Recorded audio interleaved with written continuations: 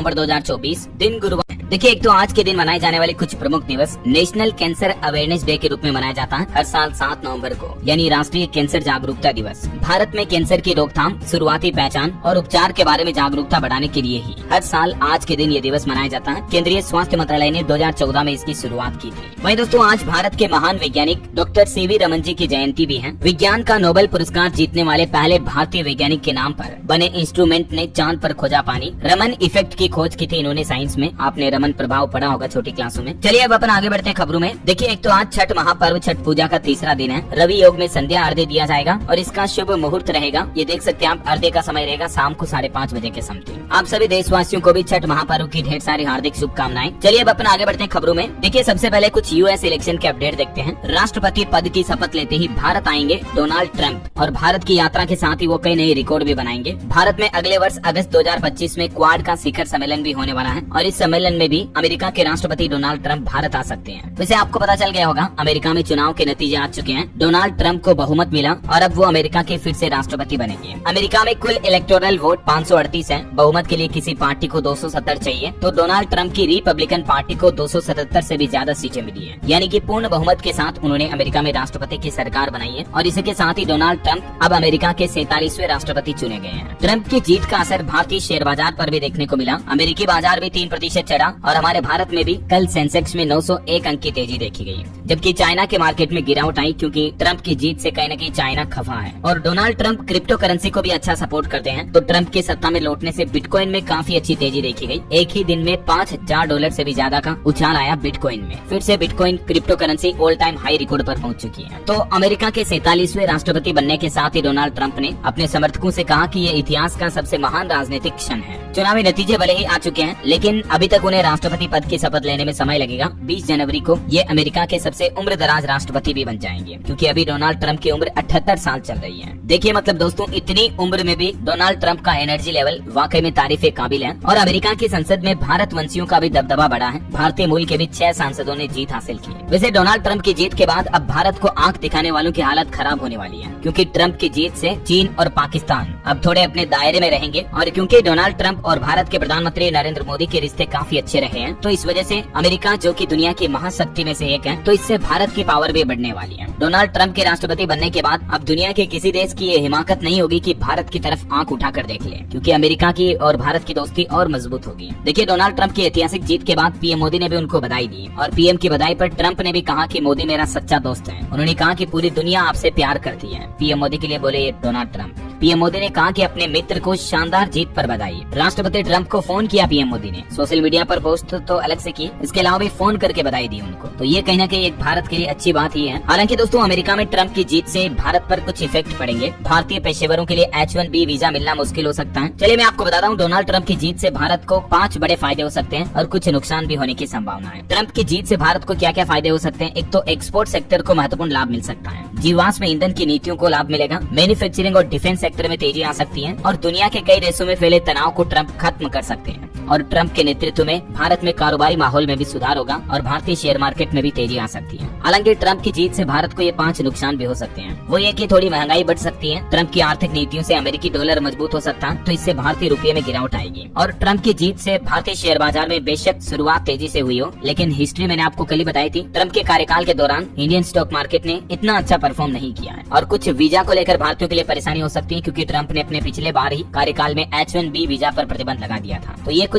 Pros and cons दोनों हो सकते हैं। खैर, इस बार ट्रंप और भारत के रिश्ते अलग हैं, पिछले कार्यकाल में अलग थे, तो इस बार कहीं न कहीं भारत के लिए फायदे ज्यादा ही होंगे, है ना। तो ये तो हो गई अमेरिकी यूएस इलेक्शन की बातें। और चलिए अब अपन आगे बढ़ते हैं खबरों में। देखिए, पहली अच्छी खबर भारत की इकोनॉमी को लेकर आ रही है। अब और ज्यादा नई नौकरियां पैदा होगी, क्योंकि भारत के सर्विस सेक्टर में अच्छा उछाल देखने को मिला है। ये सितंबर से लेकर अक्टूबर महीने तक के आंकड़े आप देख सकते हैं, तो इससे रोजगार के मोर्चे पर भी राहत आएगी, है ना। चलिए अगला अपडेट देखिए। एयरपोर्ट्स पर सिख कर्मचारी अब कृपाण नहीं पहन सकेंगे। सिविल एविएशन की तरफ से सुरक्षा कारणों का हवाला देते हुए ये नया नियम लागू करने का आदेश दे दिया है। भारत के एयरपोर्ट्स पर जो सिख कर्मचारी होते हैं वो कृपाण नहीं पहन पाएंगे। कृपाण जो कि एक तरह से छुरीनुमा औजार होता है, जिसे सिख भाई लोग हमेशा अपने साथ रखते हैं, कटार, तलवार, छोटी तलवार जैसा होता है। तो अब जो एयरपोर्ट के सिख कर्मचारी होंगे वो इसे अपने साथ में नहीं रख पाएंगे, है ना। चलिए अगली खबर देखिए दोस्तों। हाई कोर्ट का बड़ा फैसला, दिल्ली में यमुना के किनारे नहीं होगी छठ पूजा। हाई कोर्ट ने इस याचिका को भी खारिज कर दिया और कहा कि ये पानी बहुत ज्यादा प्रदूषित है, इससे लोगों की सेहत बिगड़ सकती है, इसलिए इस बार छठ पूजा यमुना किनारे नहीं हो पाएगी। ये देख सकते हैं आप, नदी के पानी में कितने जाग आ रहे हैं। चलिए अगला अपडेट देखिए। उत्तर प्रदेश सरकार को सुप्रीम कोर्ट ने एक बड़ा आदेश जारी किया। योगी आदित्यनाथ सरकार के 2019 बुलडोजर एक्शन को मनमानी बताया सुप्रीम कोर्ट ने। और ऐसे सुप्रीम कोर्ट ने बुलडोजर एक्शन पर सुनवाई करते हुए कहा कि रातों रात किसी का घर नहीं गिरा सकते हैं।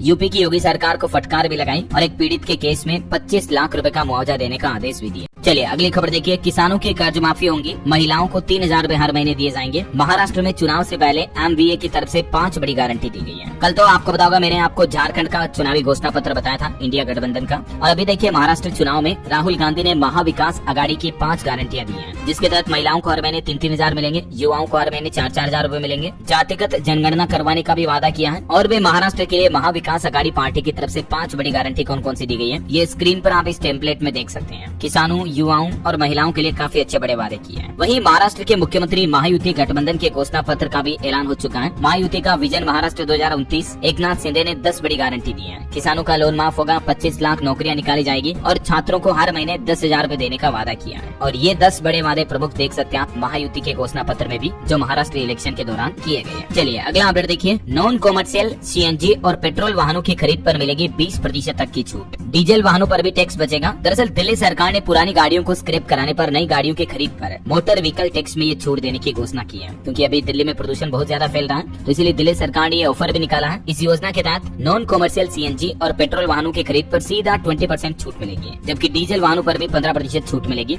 और कॉमर्शियल वाहनों के लिए भी पेट्रोल डीजल वाहनों पर इतनी छूट मिलेगी। चलिए अगली खबर है दोस्तों। आज दिल्ली में स्कूल बंद रहेंगे। दिल्ली से लेकर NCR तक में सब जगह छुट्टी रहेगी। छठ पूजा के अवसर पर छात्रों को भी अवकाश दिया और दिल्ली सरकार ने आज छुट्टी की घोषणा की है छठ महापर्व को देखते हुए। वहीं देखिए बड़ी खबर, जम्मू कश्मीर विधानसभा में आर्टिकल 370 की बहाली का प्रस्ताव पारित हुआ। हालांकि बीजेपी ने स्पीकर पर गंभीर आरोप लगाए और कहीं न कहीं जम्मू कश्मीर में अब नई सरकार बनने के बाद फिर से आर्टिकल 370 को लागू करने का प्रस्ताव पारित किया है। तो इस प्रस्ताव पर बीजेपी विधायकों ने भी जमकर हंगामा किया। दस्तावेज की कॉपियां भी फाड़ दी। मुख्यमंत्री अमर अब्दुल्ला का पुतला भी जलाया। ये कुछ तस्वीरें आप देख सकते हैं। मतलब जो आपको पता होगा, जम्मू कश्मीर को स्पेशल स्टेट का दर्जा देने वाली धारा 370 को जो केंद्र सरकार ने हटाया था, तो इसे जम्मू कश्मीर सरकार अब वापस लाना चाहती है। केंद्र सरकार ने 5 अगस्त 2019 को इसे रद्द कर दिया था, है ना? तो इस प्रस्ताव के खिलाफ जम्मू कश्मीर विधानसभा में जमकर हंगामा भी मचा। जय श्री राम, 5 अगस्त जिंदाबाद जैसे नारों से गूंज उठा सदन। आर्टिकल 370 पर यह पूरा हंगामा हुआ। चलिए अगली बड़ी खबर देखिए। कनाडा में भी हिंदुओं ने रैली निकाली और खालिस्तान मुर्दाबाद के नारे लगाए। पूर्व कनाडाई पुलिस अधिकारी ने गंभीर आरोप भी लगाए। जो कनाडा में हिंदू मंदिरों को अभी तोड़ा जाना, तो उसके खिलाफ हिंदुओं ने इकट्ठा होकर विरोध प्रदर्शन भी किया। चलिए अगली खबर है दोस्तों। केंद्र सरकार की कैबिनेट बैठक में कुछ बड़े फैसले लिए गए। FCI को मिलेंगे 10,700 करोड़ रुपए और PM विद्या लक्ष्मी योजना के तहत मेधावी छात्रों को सस्ते में लोन भी मिल पाएगा। कैबिनेट की बैठक के बाद केंद्रीय मंत्री अश्विनी वैष्णव ने प्रेस कॉन्फ्रेंस में इन फैसलों की जानकारी दी, जिसमें एक तो स्टूडेंट छात्र छात्राओं के लिए बहुत ही अच्छी स्कीम शुरू की है केंद्र सरकार ने। हायर एजुकेशन के लोन पर 75% क्रेडिट गारंटी मिलेगी। PM विद्या लक्ष्मी योजना को जो कैबिनेट से मंजूरी मिली है, इसके तहत देश के 800 से भी ज्यादा संस्थानों के 22 लाख छात्रों को सीधा फायदा होगा। इस योजना को मंजूरी मिलने से मेधावी छात्र उच्च शिक्षा के लिए 10 लाख रुपए तक का लोन ले सकेंगे और ये लोन बिना किसी गारंटी के मिलेगा। और भी इस योजना के बारे में कुछ डिटेल आप देख सकते हैं। 10 लाख रुपए तक के लोन पर ब्याज में भी सरकार 3% छूट देगी। किन छात्र छात्राओं को इसका फायदा मिलेगा? जिन छात्रों के परिवार की सालाना आय 8 लाख रुपए तक है और जो किसी और सरकारी स्कॉलरशिप स्कीम का लाभ नहीं उठा पा रहे हैं, तो ऐसे विद्यार्थी इस प्रधानमंत्री विद्या लक्ष्मी योजना का फायदा ले पाएंगे। ठीक है ना? और इसके अलावा भारतीय खाद्य निगम यानी कि FCI को भी केंद्र सरकार ने 10,700 करोड़ रुपए का बजट जारी किया है। फिलहाल अपन आगे बढ़ते हैं खबरों में। देखिए सुप्रीम कोर्ट का एक और बड़ा फैसला। LMV लाइसेंस धारकों को मिला नया अधिकार। अब 7500 किलो तक के ट्रांसपोर्ट वाहन चला सकेंगे। यहाँ पर LMV का मतलब है दोस्तों लाइट मोटर व्हीकल, मतलब जैसे छोटी कार हो गई, 5 सीटर कार वगैरह। तो इस तरह के लाइसेंस पर 7,500 किलो तक के व्हीकल चलाने पर कोई रोक टोक नहीं है। सुप्रीम कोर्ट ने एक ऐसे ही केस की सुनवाई करते हुए 2017 का फैसला बरकरार रखा और कहा कि ये रोजी रोटी से जुड़ा मुद्दा है। यानी कि जो जिनके पास अगर कार चलाने का लाइसेंस है, तो वो अब 7,500 किलो तक की वजन वाली गाड़ियां चला सकते हैं, जैसे छोटे टेम्पो हो गए, समझ रहे हो, छोटे ट्रांसपोर्ट व्हीकल हो गए। कई लोग जो ऑटो रिक्शा चलाते, टेम्पो चलाते अपनी रोजी रोटी कमाने के लिए, तो सुप्रीम कोर्ट ने उनके लिए ये एक महत्वपूर्ण अच्छा फैसला सुनाया है। ठीक है ना? चलिए अगला अपडेट देखिए दोस्तों। केंद्रीय परिवहन मंत्री नितिन गडकरी को YouTube का गोल्डन प्ले बटन मिला। उनके 10 लाख सब्सक्राइबर्स कंप्लीट हो चुके हैं। सोशल मीडिया पर उन्होंने ये फोटो भी शेयर किया, देख सकते हैं आप। और वही खबर देखिए, RSS प्रमुख मोहन भागवत बोले कि हमें शस्त्रों की जरूरत है, संतों की रक्षा करें। चित्रकूट में उन्होंने कहा कि कुछ ताकतें भारत को दबाने का प्रयास कर रही हैं, लेकिन भारत को दबाने की ये कोशिश कभी सफल नहीं होगी। उन्होंने कहा कि देश में धर्म और अधर्म की लड़ाई चल रही है, सबको धारण करने वाला राम चाहिए। और एक बड़ी दुर्घटना की खबर देखिए दोस्तों। यूपी हरदोई में सड़क हादसे में 11 लोगों की जान चली गई। एक ऑटो रिक्शा पलट गया तो तेज रफ्तार ट्रक ने उस पलटे हुए ऑटो रिक्शा को रोन दिया और इसी घटना में 11 लोगों की जान चली गई। PM नरेंद्र मोदी ने भी घटना पर दुख व्यक्त किया और मुआवजे का भी ऐलान किया है।